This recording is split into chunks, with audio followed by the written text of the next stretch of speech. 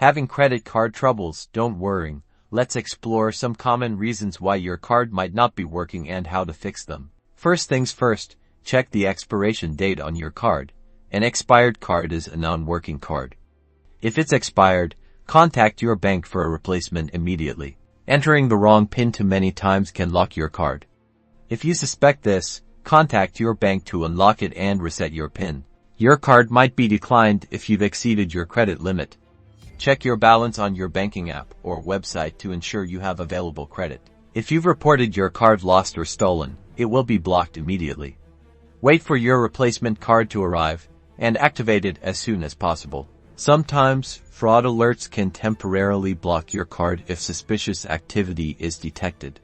Contact your bank to verify recent transactions and remove any blocks. With a little troubleshooting, you can usually get your credit card working again. Remember to stay vigilant about fraud and keep your account information secure.